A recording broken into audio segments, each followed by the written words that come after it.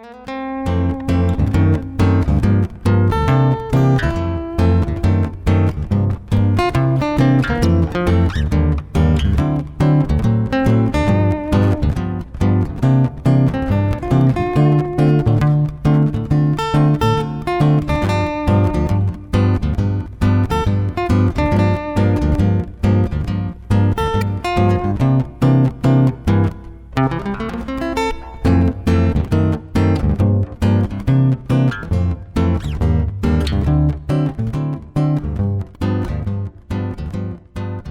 have a step 2 piece, which is actually the one I'm going to use to show you the deep hollowing.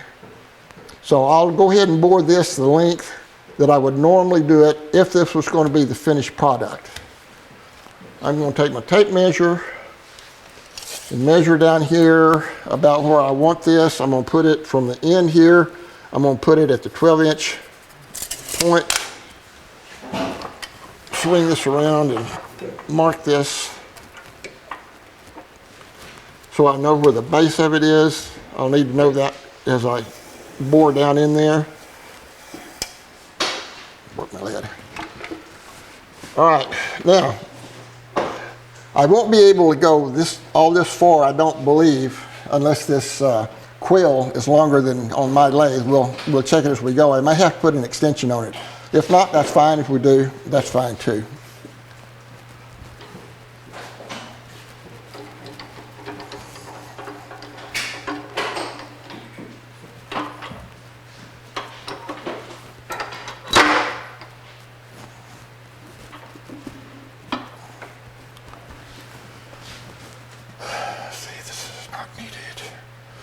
All right, turn the lathe back down, turn it on, bring it up.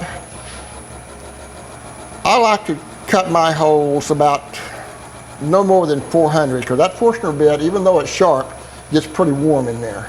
Some people run them faster than that. I don't like to do that. All right, let's make some sawdust here.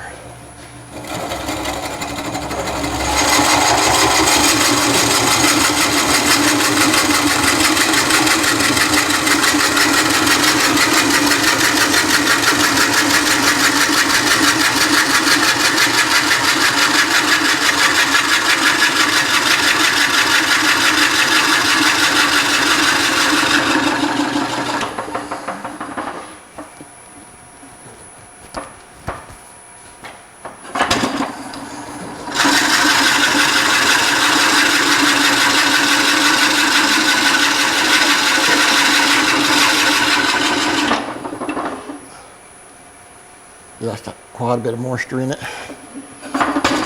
While I'm doing this, just let me ad-lib a little bit. I like to use paraffin on my green logs when I get them or cut them, and then coat all of the exposed wood areas with paraffin and leave the bark on them. That way they stay moist and workable a lot longer. And I may get several pieces and not get to them for as much as a year. I think I've been at the end of the quill. All right, we'll reel it back and push it in a little bit further.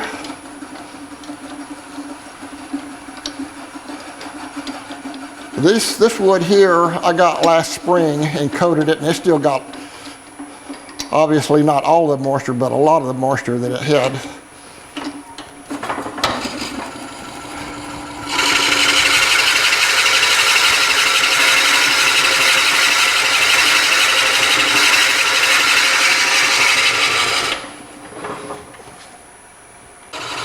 It's a good idea to hang on to this as long as you can, especially whenever you pull it out. If that thing were to come loose, then it's not real nice to try to get out of there. There'll be a moment I won't be able to hold on to it. But it's probably a good idea just to gently pull it out and not just horse it out.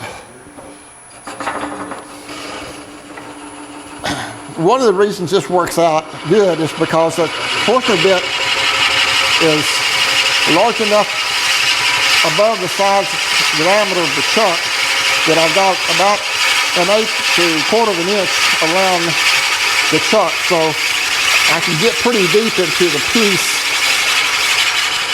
with this arrangement here.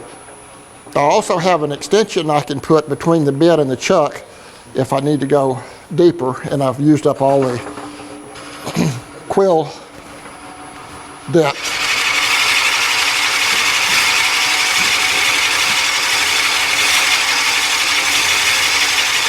That Forstner bit is about, I think, a 2 1/8. That's as large as I had in my set. And I sharpen it quite frequently. Makes it perform a whole lot better. I just use a regular triangular triangular file on it, and I use a little diamond hone on the cutting edges to tune it up.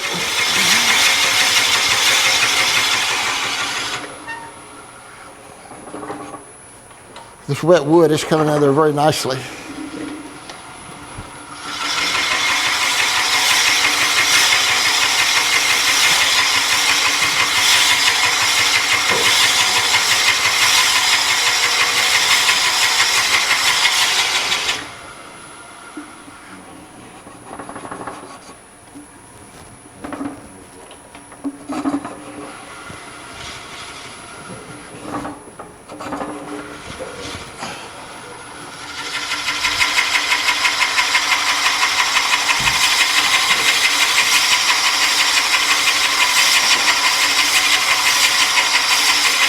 I'm going to measure this next time I pull this out to see just how deep I am into it.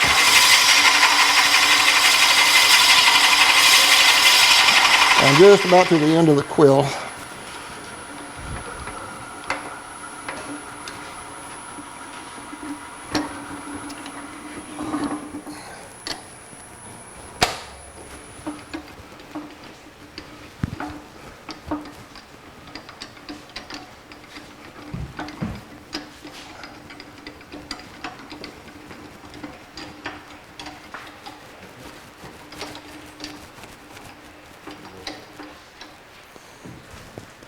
Alrighty, I want it to go to the 12-inch mark.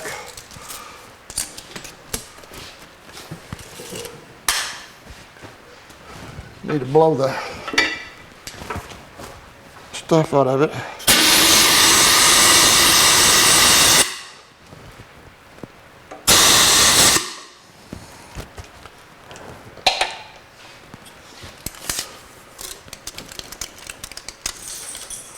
Well, I'm about 8.5 inches.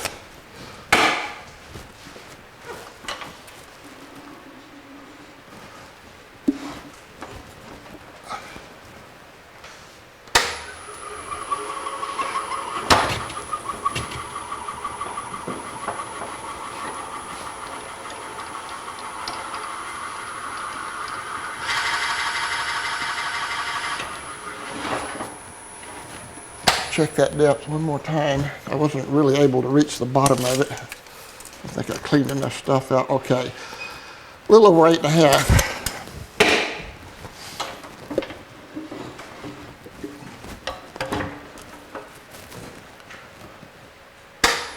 Make sure I clear the tailstock.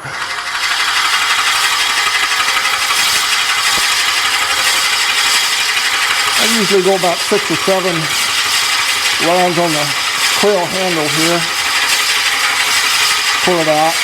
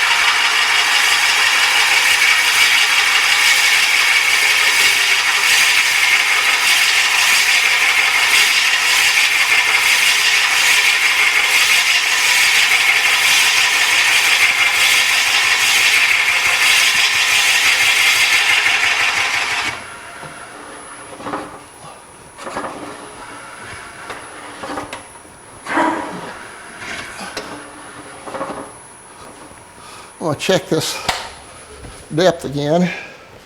Don't think I'm quite there, but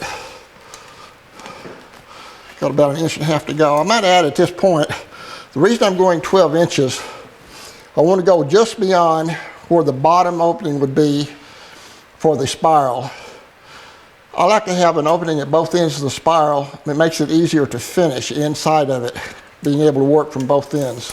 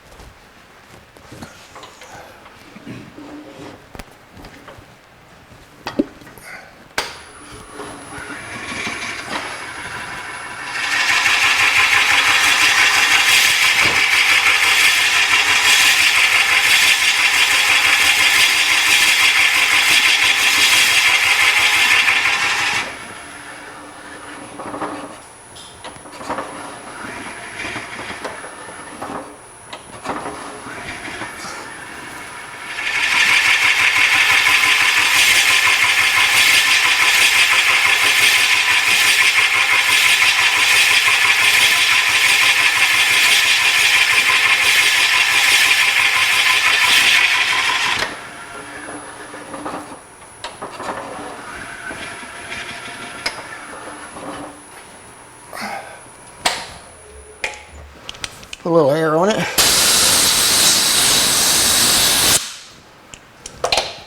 Put tape measure in it. Okay, got about 5/8 of an inch to go. And I don't know that I've got that much quill left. Okay. All right, we're back. We put an extension on here so I can finish up my bore. It's more than adequate for the length that I need to go, but it all works out very nicely. Turn the speed up just a little bit.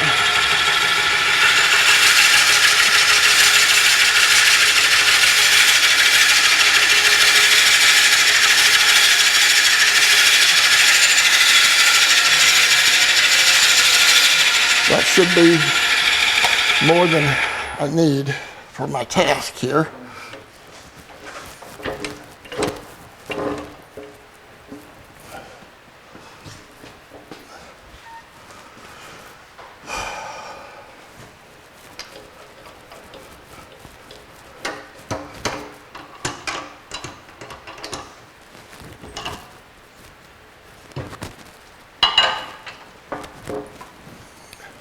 All right, let's measure it.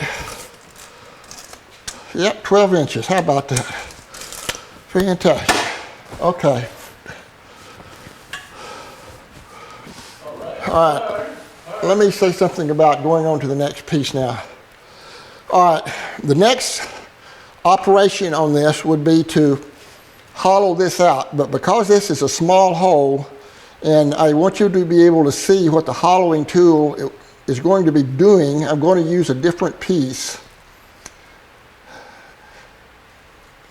I wouldn't normally hollow this hole much larger than this, but for the sake of being able to actually see what the hollowing tool is doing, I'm going on the next piece, phase 2, bring this out considerably larger so you can actually see what's going on inside.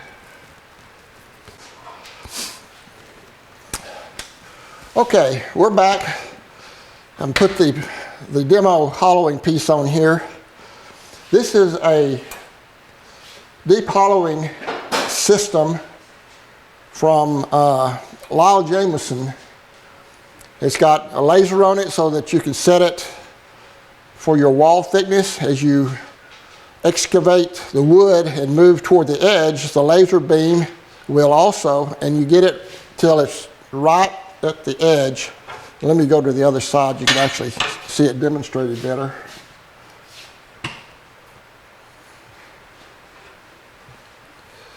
As you excavate the wood, the beam moves, and you move it until it's just right on the edge, and then you've reached your wall thickness that you've set. And the way you do that, got a little card here like this, and I've marked, okay, I've marked mine with 1/4 inch increments.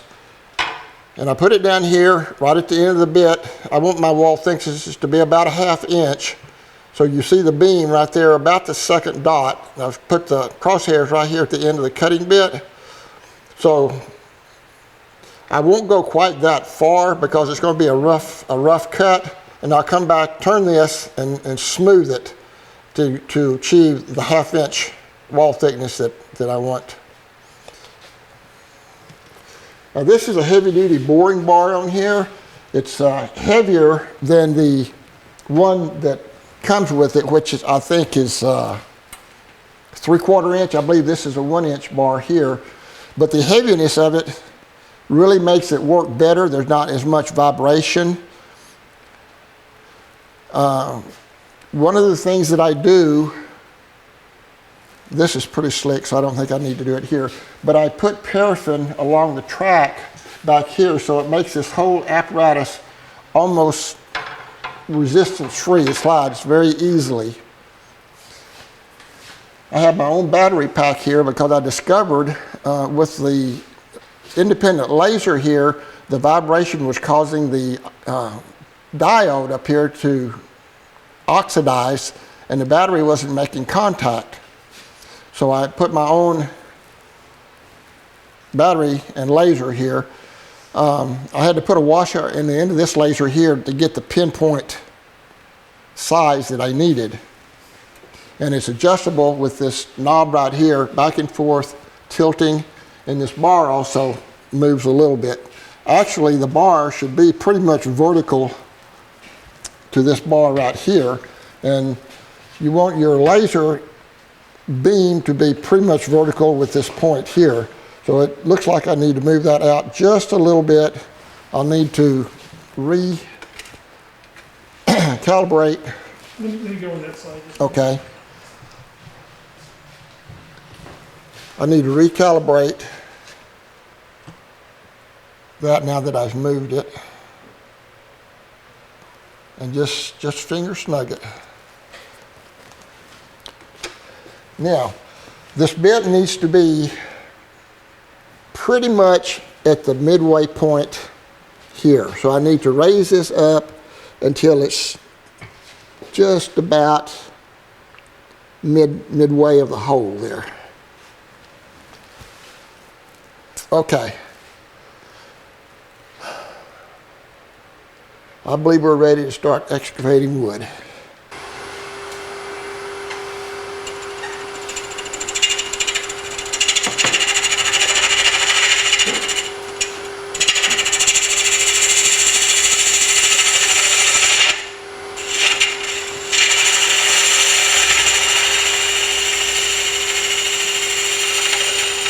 Are you able to see?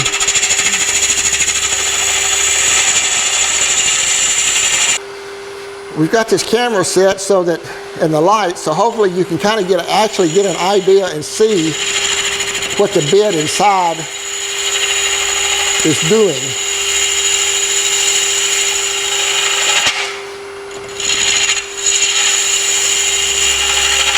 My intent is to enlarge this hole quite a bit, probably larger than I would have it for my hollow form. But again, the intent is to give the viewer an opportunity to see more about how the deep hollowing system works. Now, this is not an advertisement for deep hollowing systems, but it is an integral part of my spiral deep hollowing. And to that end, I always like to see what's going on.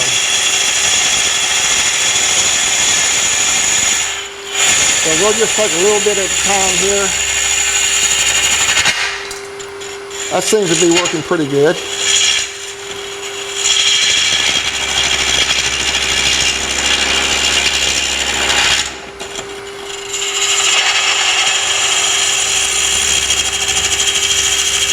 Getting a little bit of vibration there.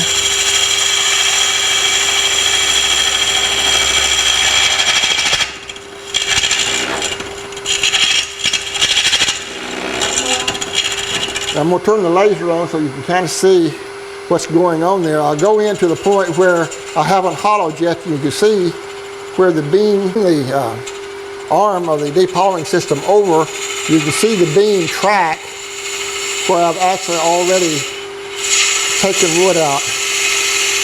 You see it begin to come down the side of the piece here.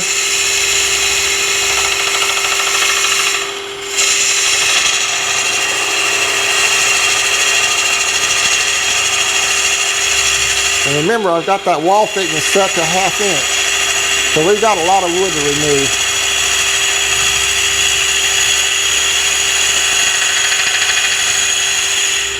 But we're making progress.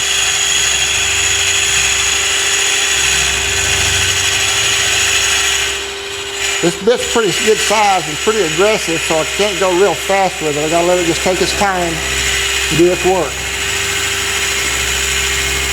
And you see it exit.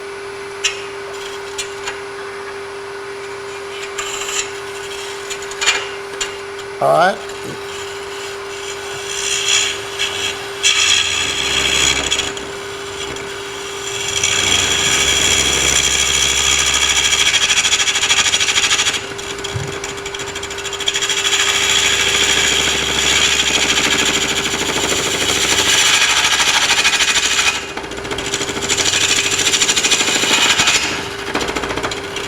Okay, I'm gonna have to take a break here and reset this bit. It's beginning to not work like I want it to. Okay, we're back. I want to add something about the card. Since I moved that bit, I need to recalibrate it. And when you're doing this, you need to have the card oriented in the direction you're cutting. And since I'm cutting this direction pretty much perpendicular with the wall, I've got this arrow pointed that direction. When I move the arm around here, it lines up perpendicular to the wall. Were I cutting in the bottom, I might have it oriented like this. But for the moment, I'm cutting the wall this direction, so I've got the laser oriented this way so I get a good idea of where I am with wall thickness.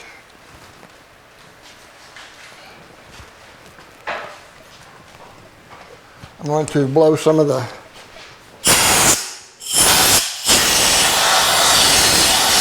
dust out of there. Kind of get a better idea of what it looks like in there. You can see how rough that is at the moment. Now I'll come back with the way this is cut, I can start smoothing that up. Ideally, you should have to strive to make minimum passes here for efficiency, of course. But if it's not smooth, you can always come back and touch it up. I mean, it's not a done deal.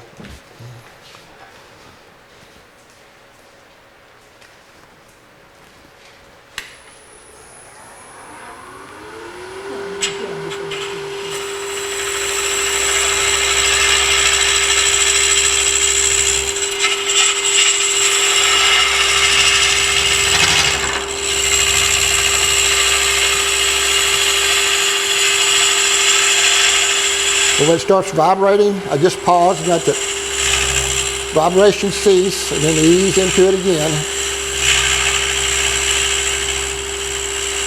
Sometimes you can't help vibration.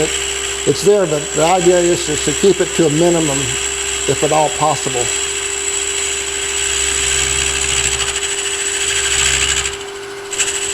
A lot of it has to do with the particular bit, wood fiber, wood moisture, and certainly speed play into that.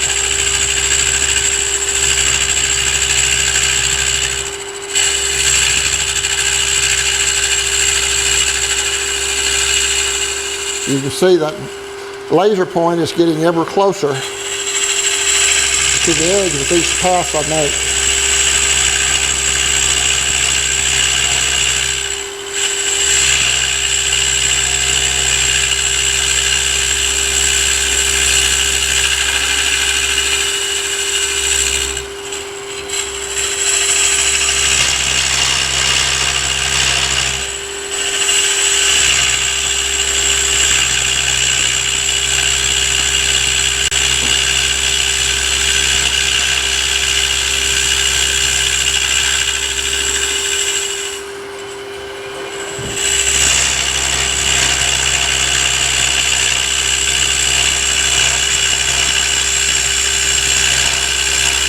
Okay, the beam has just disappeared, so I should be close to that 1/2 inch point. Let's just put a tape on it and see how accurate we are. Oh, that looks pretty good. This gives, I'm not quite a 1/2 inch, I'm a little bit bigger than that. So if I wanted to come back and do some skimming to tune it up, I would have enough wood if I wanted to maintain a 1/2 inch wall thickness. Okay, I'm not going to go ahead and hollow this whole thing, but with the camera angle and things, I think you've been able to see what the bit does, how it performs, how the laser track spot helps you achieve your wall thickness you want. Okay, that concludes this portion, which is actually stage 2 on this piece here. I'll go ahead and take it off the lathe and wrap it up so it doesn't crack, because it's still green. And we'll move then to phase 3. All right, before I leave and disassemble this deep hollowing system, I want to say a little bit about why it is, how it operates, so on and so forth. The way this thing is built, I believe they refer to this as a D-handle. This counteracts the torque that's created when the bit bites into the side of the piece you're turning, which obviously is in a counterclockwise fashion. So this D-handle here in this slot arrests that. Now you get some vibration, but it doesn't make it want to flop around as it might ordinarily. The idea of this long slot here is so that you can actually move this around to get into corners or get into the back. And it's really quite flexible. I have some situations where I actually have to turn this thing like this to get where I want to go, or this direction, which gives me a little bit more latitude this way. So it's pretty flexible in that respect. The tool rest needs to be as close to the work as is reasonable and safe. The closer it is to the work and to your bit, the less vibration you incur. The further you go in, the more you have hanging over the tool rest, and as this thing cuts, it starts flexing like this. So that's one of the reasons you get some vibration.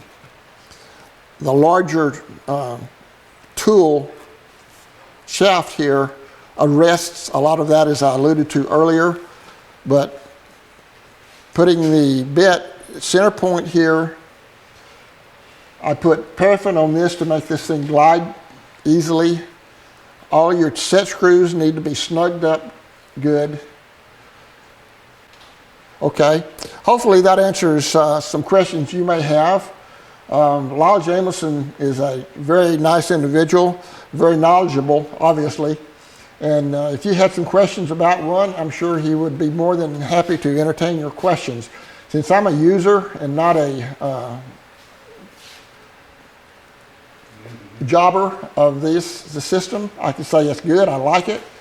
Talk to Lyle and he can get you. Here is the calibrating card, and his name and address. I think email and all that kind of stuff is on the back of this. Phone number, what have you.